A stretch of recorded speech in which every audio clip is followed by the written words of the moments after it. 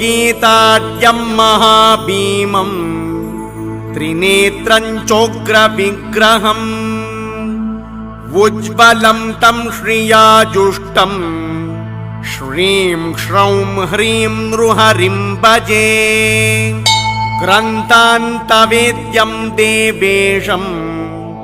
गगनाश्रयविग्रहम् गर्जनात्रस्तविश्वाण्डं श्रीं श्रौं ह्रीं नृहरिं भजे वीतिहोत्रेक्षणं वीरं विपक्षक्षयधीक्षितं विश्वम्भरं विरूपाक्षं श्रीं श्रौं